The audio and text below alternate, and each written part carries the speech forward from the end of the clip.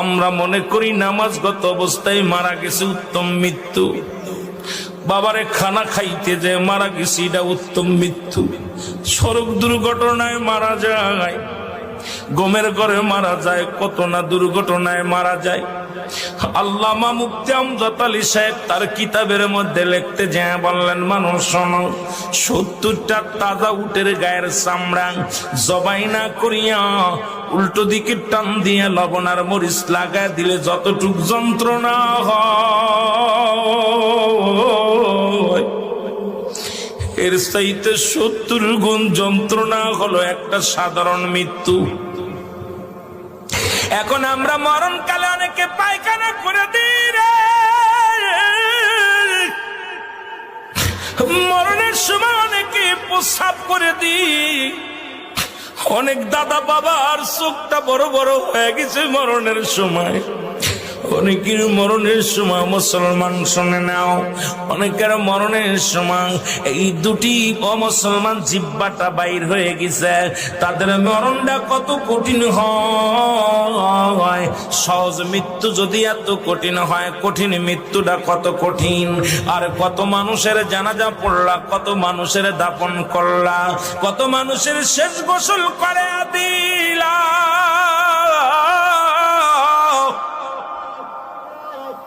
আজকে একবারও চিন্তা করলে না তোমার গোসল কে করাইবে, তোমার কবর কে খুঁড়বে, তোমার জানাজা কে পড়বে রে মুসলমান, তোমার কে তোমার দাফন করবে? আল্লাহ,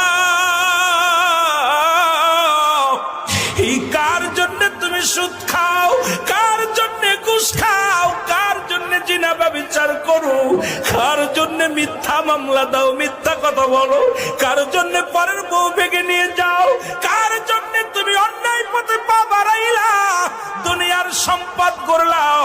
এই দুনিয়ার সম্পদ খাবে লোকে, তোমার দেহটা খাবে পোকে। এই দেহ কেন তোমার পোক পাকালিতে খেয়ে ফেলবে? ও মুসলমান, এমন দেহ করো যে দেহটার মধ্যে পোকা লাগবে না, যে দেহটার মধ্যে কোনো পোকামাকড় এসে লাগবে না, সাপ বিচ্ছু লাগবে না। আজকে দুনিয়ার মধ্যে পাপের রাজ্য করলাম, এই সম্পদ ছেলেরা ভাগাভাগি করে নিবে, মেয়েরা ভাগাভাগি করে নিবে, ভাই ভাগাভাগি করে নিবে, কিন্তু তোমার পাপের ভাগটা কেউ নিবে না রে মুসলমান। আজকে কেন এত পাপ রাজ্যে তোমরা পা দাও? কেন তোমরা নামাজ পড়ো না? কেন রোজা রাখো না? কেন তোমরা শরীয়তের বিধান মানো না?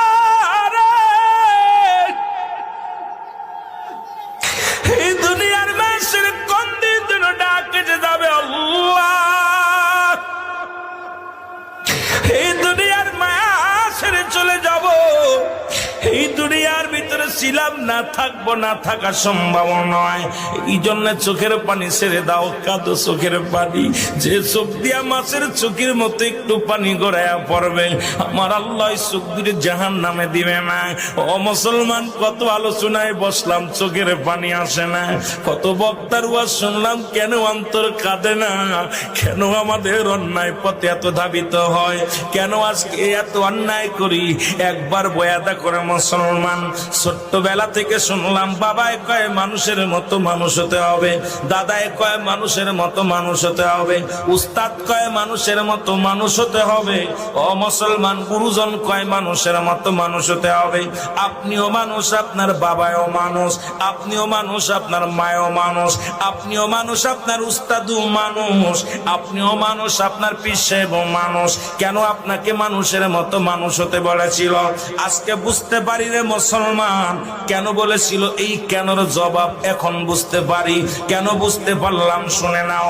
আজকে ডক্টর এমবিবিএস ডাক্তার পাস করি আইসা রে,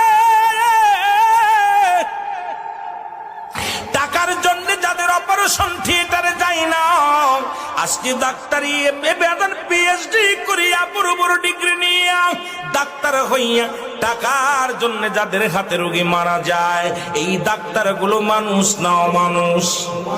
জোরে বলেন, মানুষ কি অমানুষ?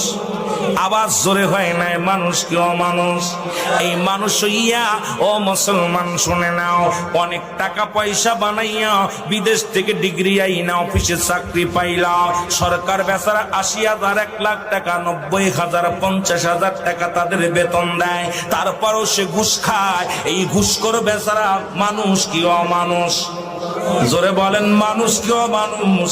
আইরে আমাদের দেশ নাই, আজকে পিয়নের হয় ৪-৫টা বাড়ি। আমার দেশে অনেক পিয়ন আছে রে মুসলমান, এই পিয়নের 10টা বাড়ি, তার বেতন হলো ৭,৫০০ টাকা। কেমনে সে ভিআইপি গাড়িতে চড়ে, কেমনে বাদানদের এই দুনিয়ার মধ্যে 5তলা বাড়ির মালিক হয়, 10তলা বাড়ির মালিক হয়? এরা আসলে মানুষ নয়, এরা হলো অমানুষ। যে ছাত্র শিক্ষক, যার ছাত্র ভাইয়েরা পাঠদান করতে যাইয়া ছেলেদেরকে প্রাইভেট পড়াবে বলে পার্সোনাল ভাবে ক্লাসে লেখাপড়া ঠিক মতো করায় না, প্রাইভেটের নিশায়, টাকার নিশায় যে ছাত্র জীবন নষ্ট করে দেয়, সেই শিক্ষক মানুষ কি অমানুষ? যারা বলে মানুষ কি অমানুষ? আওয়াজ নাই, আপনাদের মুখের জবান বন্ধ থাকলে আলোচনা হবে না। এ মুসলমান শোনে নাও, এই দুনিয়ার মধ্যে যে ছেলে লেখাপড়া শিখে গাঁজা গুলি খায়, কি মানুষ কি অমানুষ? যারা মাদক সেবন করে, এরা মানুষ কি অমানুষ? মুসলমান, আজকে দেশের সম্পদ যারা গাড়ি আগুন দেয়, যারা বোমা মারে, মানুষকে হত্যা করে, এরা মানুষ কি অমানুষ? এর মুসলমান, কোন মানুষ কোনদিন মানুষকে মারতে পারে না। এই মানুষকে পুড়ায়া দেয়, মানুষকে জ্বালায়া দেয়। আপনারা আবার কইলে আবার বলবেন রুল আমিন সাহেব বুঝি আমলিকের দালাল। নারে বাজান না, শুইনালন। যারা দেশের সম্পদকেও রক্ষা করতে পারে না, এই সমস্ত মানুষগুলো কোনদিন মানুষ হতে পারে না। আমার দেশে অনেক পুলিশ আছে তাহাজ্জুদের নামাজ পড়ে, আবার কিছু পুলিশ আছে 20 টাকাও ঘুষ খায়, 10 টাকাও ঘুষ খায়। ওই পুলিশগুলো মানুষ কি অমানুষ? যারা বলো মানুষ কি অমানুষ? আজকে যারা মানুষ হইয়া লেখাপড়া করিয়া গো, বাবা মায়ের বৃদ্ধ বাবা মায়ের যাদের কাছে জায়গা হয় না রে,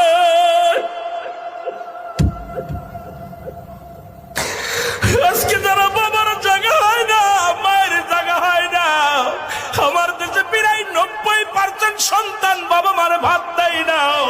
বাবা মা তাদের কাছে বোঝা হয়ে গেছে, কত কষ্ট করে লেখাপড়া করাইলো, কত কষ্ট করে তাদের জীবন গড়লো। এই সন্তানগুলো মা বাবার তাদের খোঁজ নেয় না। এরা মানুষ কা মানুষ? আরো জোরে বলো, মানুষ কা মানুষ? এই আজকে এখন আপনি বুকে হাত দিয়ে বলেন কয়টা মানুষ এখানে বসে আছেন, তারপরে ওয়াজের ময়দানে বসেন। আগে আপনি একবার বুকে হাত দিয়ে বলেন আপনি মানুষ হতে পারছেন কিনা। আপনি দুনিয়ার মধ্যে যত ফিতনার মধ্যে, দুনিয়ার মধ্যে ঝামেলার মধ্যে, আজকে আপনার কথা দ্বারায় মানুষ শান্তি পায় না, আপনার ব্যবহারে কষ্ট পায়, আপনার ব্যবহারে প্রতিবেশীর সুখ নাই, আপনার ব্যবহারে এলাকাবাসীর সুখ নাই। আপনি কেমন মানুষ, কেমন নেতা গো মুসলমান?